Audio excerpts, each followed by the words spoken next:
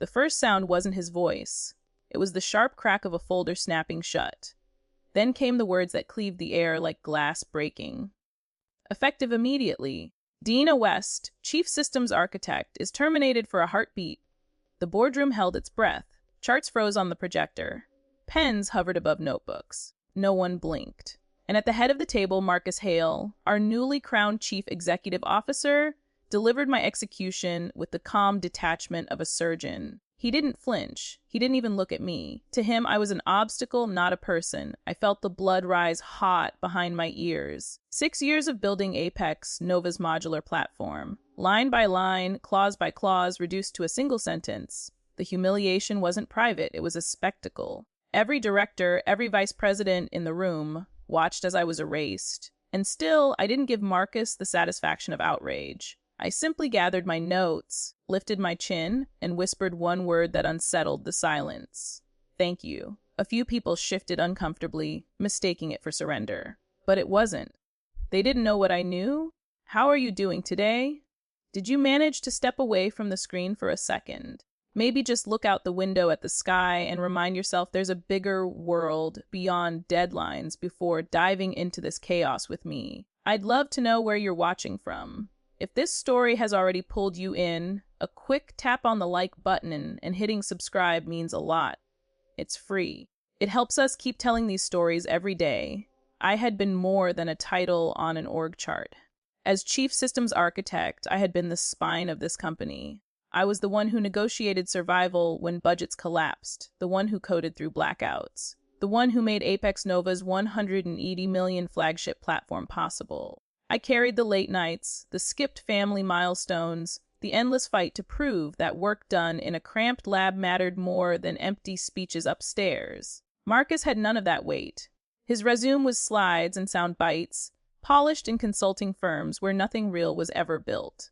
He strutted into the CEO's chair, armed with jargon, synergy, streamlining low-hanging fruit as though words could replace the years I had carved into steel and silicon. He was a man intoxicated by titles, blind to the substance beneath them. That morning crystallized the truth. Marcus believed firing me was efficiency. He thought he had won. But while the board stared at me like a casualty, I felt something sharper than despair. Certainty. The certainty that I had prepared for this very betrayal. And Marcus Hale, CEO or not, had no idea how much power he had just handed back to me. The silence after my firing followed me like a shadow.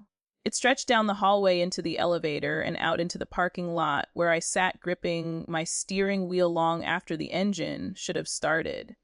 For 6 years, I had been the anchor, the one who steadied the storm. And in less than a minute, Marcus Hale, the new CEO, had cut me loose in front of the very people who once praised me as indispensable. What I didn't expect was how quickly the chaos would ripple through the team. By the next morning, my phone lit up with messages, not of support, but of confusion. Logan wrote, "Are we even allowed to keep working on the code?" Priya added, "HR says everything is paused until new leadership is confirmed, Dylan." Ever the cynic simply messaged, "Guess we're disposable after all." Their words bled with exhaustion and disbelief. These were some of the brightest engineers I had ever worked with, and they suddenly sounded like soldiers abandoned mid-battle.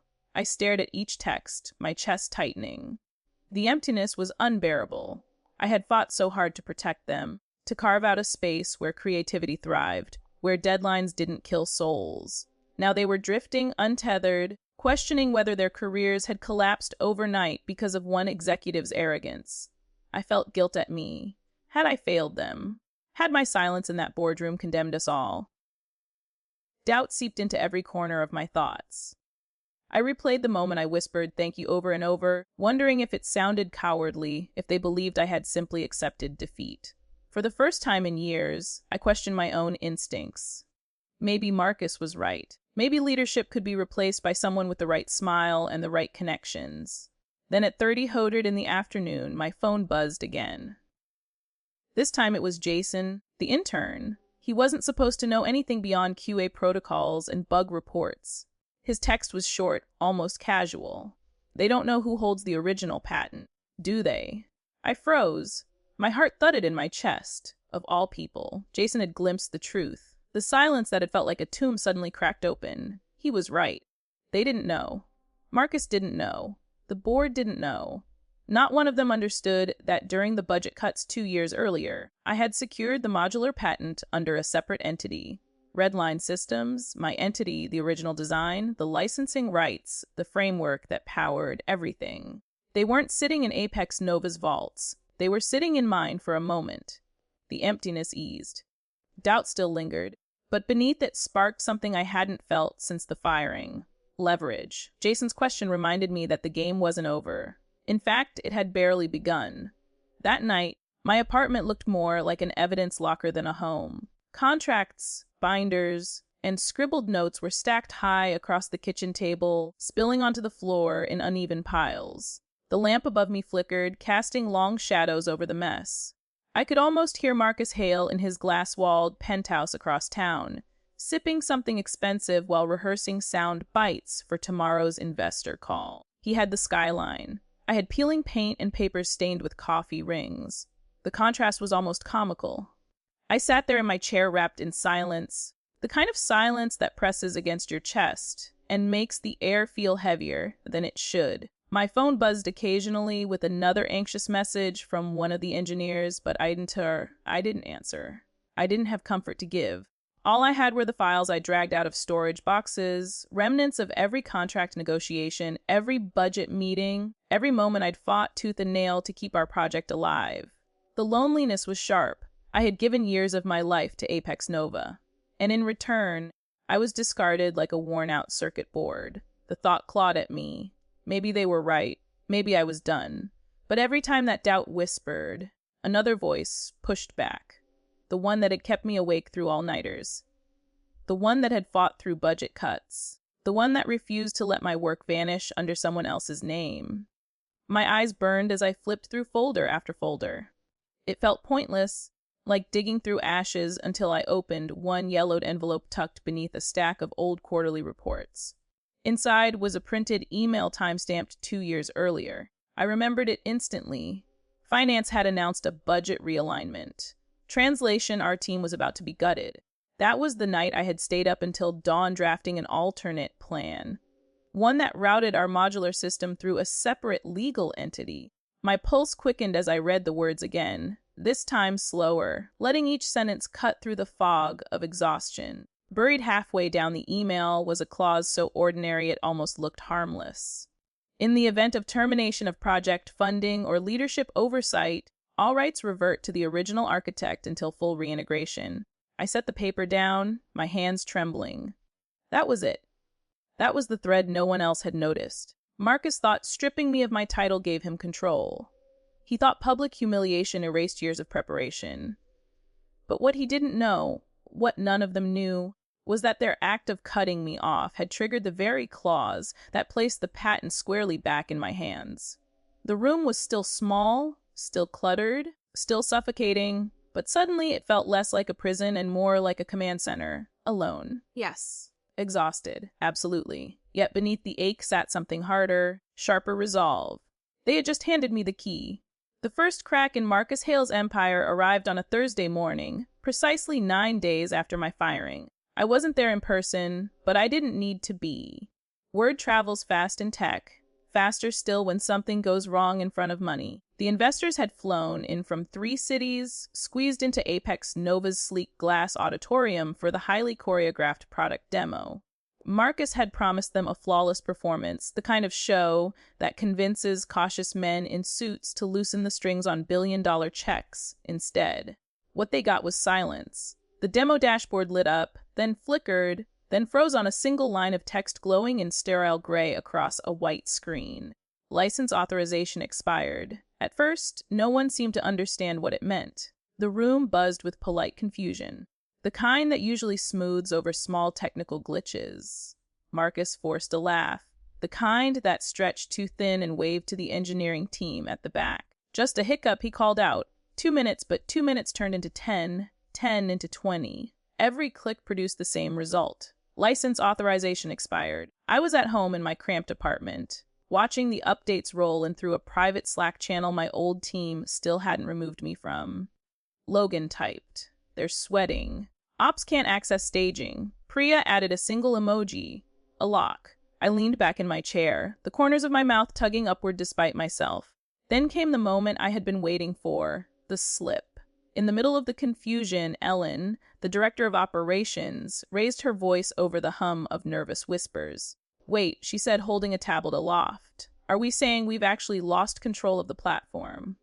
The words sliced through the room. Investors turned their heads in unison, eyes narrowing, Marcus's smile cracked, the carefully polished mask faltering. For the first time, he looked less like a CEO and more like a child who'd been caught stealing from the cookie jar. "Of course not," he stammered, tugging at his cufflinks.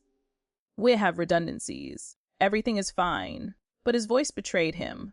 It wavered on the last syllable, just enough to send a ripple of doubt through the crowd. I imagined him then, standing in his tailored suit under the harsh auditorium lights, sweat gathering beneath his collar, while executives whispered and investors checked their watches. And me. I sat miles away in a second-hand chair at a cluttered table, feeling a quiet current of triumph pulse through my veins. This was the power of preparation, the reward for reading every line of every contract when no one else bothered. They thought my firing had ended the story. What they didn't realize was that cutting me loose had triggered the very clause that turned the system into a locked vault, one only I could open. I didn't gloat aloud. I didn't post cryptic messages online.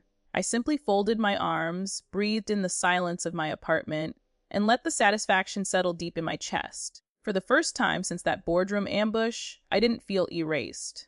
I felt inevitable. Tell me which moment hit you hardest so far. The system freezing in front of investors, or the look on Marcus' face when Ellen asked if they'd lost control? And what kind of ending do you hope to see? Drop your thoughts below. I read every single one. Stay with me because the story isn't done yet. The next twist will be even sharper. The day after the demo collapsed, my phone rang with a number I recognized immediately. Human Resources. I almost didn't answer. Part of me wanted to let it buzz into silence to remind them that I owed them nothing, but curiosity tugged harder. What excuse would they spin now? "Dina." The voice chirped, polished, and overly cheerful. "How are you holding up? We've been so concerned." Concerned. The word landed like a joke. Where was their concern when Marcus cut me down in front of the board? Where was it when the team spiraled into panic? When the system began slipping through their fingers, I pressed the phone tighter to my ear, not out of need, but out of control. "I'm fine," I said flatly. "Good, good." The rep rushed on as if afraid I'd hang up. "Listen, the last few days have been challenging, but leadership has been talking, and we feel it would be mutually beneficial if you came back. We'd love to restore continuity." I closed my eyes, letting the words wash over me. Mutually beneficial, restore continuity. Pretty phrases wrapped around desperation. They weren't calling because they valued me. They were calling because they were drowning. I pictured Marcus pacing in his corner office, demanding HR fix this mess. They probably rehearsed this call, choosing phrases that sounded warm but not apologetic, urgent but not desperate. What they didn't realize was that every syllable dripped with fear. I kept my voice even. "You want me back?" "Well, yes," she said quickly. "The investors are unsettled, and the team clearly respects you. This is about stability. Of course, we'd be happy to discuss adjustments to your compensation." And there it was, the bait money, the universal bandage they thought could patch any wound. They believed I could be bought, that my silence, my loyalty, my architecture could be sold back to them with the right number of zeros. I almost laughed instead. I let the silence stretch until she shifted uncomfortably. Then I spoke slowly, carefully, each word sharpened to a blade. "You don't have enough money," I said. She stammered. "I'm sorry. You don't have enough money to buy back the truth," I continued. "Not the sleepless nights. Not the years I spent protecting a system your executives never understood. Not the patent you tried to bury, and certainly not my silence." The line went quiet. I could hear her breathing quick and shallow, searching for a script that didn't exist. For the first time since Marcus' ambush, I felt no trace of doubt, only clarity. They wanted me back because they finally understood. The foundation was mine, not theirs. I ended the call before she could recover. No shouting, no gloating, just a clean break. My voice steady, my hands calm. They thought power lived in the CEO's office. But that day I knew the truth. Power lived in the refusal to be bought. 2 days after I hung up on HR, an email slipped into my inbox with a subject line that made me pause. Invitation to discuss strategic alignment. The sender wasn't Apex Nova, it was a name I hadn't seen in years. Ardent Dynamics, one of our fiercest competitors. I stared at it for a long minute, my finger hovering over delete. It smelled too convenient, too perfectly timed. The system had barely stumbled. The board was scrambling, and now a rival wanted a conversation. Red flags everywhere. Still, curiosity is a stubborn thing. I opened it. The message was short, almost cryptic. We understand the current turbulence. If you're open to dialogue, we'd like to meet C. Dalton, Chris Dalton. The name hit me like a memory jolt. He had been one of ours once, a senior engineer with a sharp mind and sharper tongue. Years ago, Marcus had dismissed him in a restructuring, calling him unmanageable. Chris had laughed bitterly, said Marcus wouldn't know innovation if it bit him, and walked out. Now here he was representing Ardent. My instinct screamed, caution. Rivals don't reach out of kindness. They reach for leverage. Still, I agreed to coffee in a quiet cafe on the edge of downtown, the kind of place where the music was too soft and the waitstaff didn't eavesdrop. Chris looked older. Lines carved around his eyes, but his grin was the same. Half amusement, half challenge. Dina West, he said, sliding into the booth across from me. Didn't think I'd see the day you'd be on the outside looking in. Life surprises. I answered evenly. He chuckled. Marcus always did have a talent for driving out the ones who actually matter. First me, now you. Though I'd say you built a hell of a lot more before he shoved you aside. I studied him, searching for the angle. You didn't ask me here to reminisce. You're right, Chris said, leaning in. Ard wants what you built. We've followed the fallout. Investors whisper, clients doubt. But you and I both know the system doesn't move without you. My pulse quickened, but I kept my expression still. What makes you so sure? That grin again, sharper this time. He pulled a tablet from his bag, slid it across. On the screen was a copy of the Apex Nova licensing document, the same contract I had drafted 2 years earlier. He tapped a clause highlighted in yellow. Marcus doesn't know, does he? That you're the only one who can activate the modules. Without you, it's just a shell. For a moment, the cafe noise dimmed as if the world held its breath. I glanced at the words I already knew by heart. Clause 7.2.1. The oversight clause. My clause. Chris sat back satisfied. So, Dinah? The question isn't whether the system works. It's whether you want it to work for them, or for someone else. I sipped my coffee, masking the storm inside, caution coiled tight around my ribs. But beneath it, curiosity flickered. For the first time, someone outside Apex Nova spoke the truth aloud, and that changed everything. The morning headlines almost made me laugh. Apex Nova, restore stability system back online. Marcus must have fed the story to the press himself, plastering his face across every outlet as the savior who tamed the storm. He strutted before the board that day, declaring the system fully restored thanks to the heroic efforts of DevOps. He spoke in clipped confidence, his voice full of authority, as if the clause I had written 2 years earlier didn't exist for a few hours. People believed him. The board stopped panicking. Investors relaxed, and even some of my old team messaged me in confusion. Did he actually fix it? Logan asked. Priya sent a question mark. Nothing more. I stared at the screen, my stomach tight. Marcus was playing with illusions, and illusions can be dangerous if left unchallenged. But I knew better. A system isn't restored by ignoring contracts or pretending licenses don't matter. Whatever he was running was a facade, a hollow shell designed to fool those who didn't know where to look.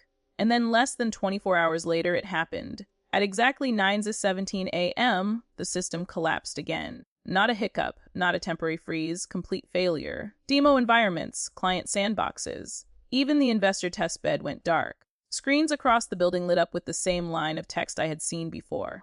License authorization expired. Inside Apex Nova's offices. Panic erupted. I heard about it through Dylan, who sent me a frantic message. He's losing it. They can't access anything, not even staging.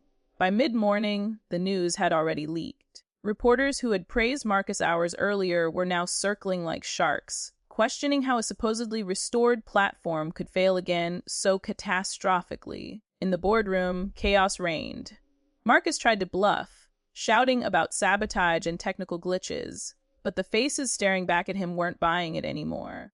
Someone demanded proof. Someone else demanded logs. That's when the truth cracked open. The so-called fix he had paraded was nothing more than a shallow demo environment. No real functionality, no legal authorization, nothing sustainable. A senior director finally said it aloud. "You missiled us." This wasn't a restoration. It was theater. Marcus' face drained of color. The board's patience, already thin, snapped. Investors began pulling calls. Partners froze negotiations. The man who had sauntered into his CEO role full of swagger now looked like a cornered animal. Eyes darting, sweat gathering along his collar. I sat in my apartment watching it unfold in real time through updates and whispers, the chaos rippling outward. And for the first time, it wasn't my chaos to carry, it was his. The system was doing exactly what it was designed to do, protect itself from hands that didn't belong. And Marcus Hale had just been unmasked as a fraud in front of everyone who once believed him. When the call from the board came, I wasn't surprised. The system's second collapse had left them with no choice. What did surprise me was how quickly the tone shifted from dismissive to desperate. They wanted me in the executive chamber by morning. I arrived early, walking past walls where employees pretended not to stare. The air felt charged, like everyone was waiting for a verdict. Inside the boardroom, the atmosphere was brittle. Half the directors were red, faced with frustration, the other half pale with fear. And Marcus Hale, the man who had humiliated me in front of this very table, stood near the doorway like a guard dog trembling on its leash. "Dinah," he began, voice cracking just enough to betray him. "There's no need for this. The situation is under control. We don't sit down, Marcus." One of the directors snapped. He flinched but didn't move. I didn't spare him a glance. My focus was on the long table, the rows of faces suddenly stripped of arrogance. "Thank you for coming," the chairman said carefully, as if each word might fracture. "Would like to discuss a path forward." I placed my folder on the table, deliberately calm. "I'm not here to ask for my job back," I said. "Let's make that clear." A murmur swept the room. They expected bargaining. Maybe an apology, maybe a demand for compensation. Instead, I kept my voice level, my gaze steady. "I will not return to Apex Nova. I will not restore your access. What I will do is sell the patent." The silence that followed was sharp enough to cut skin. One director dropped his pen. Another inhaled too loudly. The chairman's jaw locked, struggling to process what he had just heard. Marcus finally found his voice, almost shrieking. "You can't. You don't have the authority." But the documents in front of me said otherwise, their signatures, their approvals, their oversight lapses, every detail etched into black and white. The truth was undeniable, and they knew it. I leaned back in my chair, the chill of my certainty filling the room. This isn't a negotiation, it's an outcome. The boardroom shock still lingered in my mind when I stepped into the marble lobby of Ardent Dynamics 2 days later. The air smelled of polished ambition, new carpets, fresh paint, the quiet hum of people who weren't scrambling to cover up, a collapse. For the first time since Marcus had cut me down, I walked into a room not as a cast-off, but as the person holding the keys. Chris Dalton was waiting, the same sharp grin on his face. He didn't bother with small talk. "They know you won," he said. "The only question left is whether you'll let them live with the ruins or let us build something better." In the conference room upstairs, the contract lay open, numbers written so large they almost looked unreal. 1 billion. My name printed neatly at the top, no longer attached to Apex Nova, but to me alone. Signing it would mean cutting the last tie, ending the sleepless nights spent fighting for a company that had discarded me. I let my hand hover over the page. Money wasn't the problem. Power rarely is. What noted at me was purpose. I hadn't poured years of my life into code just to see it twisted into a weapon of greed, no matter which corporation held the reins. So I made a choice. With Chris watching, I slid a second page across the table. My clause. My condition. The system would be sold. Yes, but only with one stipulation. I would serve as chief advisory architect, not an employee, not a figurehead, but the guardian of how the technology was used. Chris raised his brows, then slowly nodded. "Protecting your work even after you walk away. I should have expected nothing less." When the pen finally touched paper, a weight lifted from my chest. Liberation didn't come in the form of numbers on a check. It came in reclaiming ownership over my creation, in choosing who deserved it, and on what terms.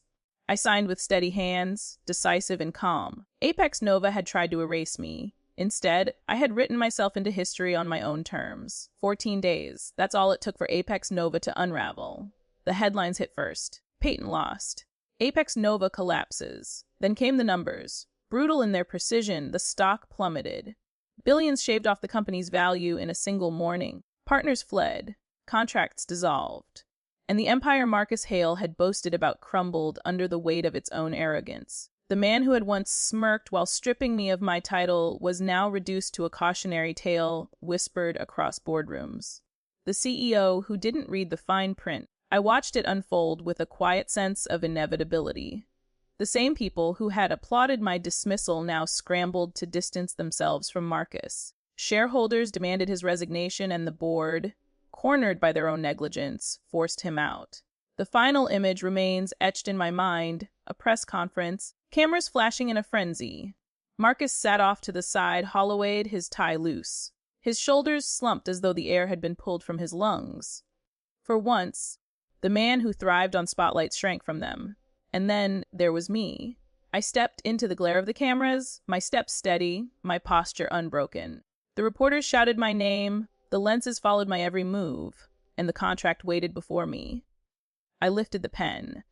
The weight of years condensed into that single moment. Flashbulbs ignited, bathing me in light.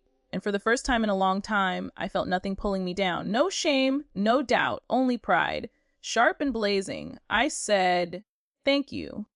I told them softly, because that was the moment they handed me all the power. The silence that followed was heavier than applause. Because sometimes the greatest revenge isn't shouting or breaking or burning bridges. It's standing tall when they expect you to fall. It's rewriting the ending in your own hand.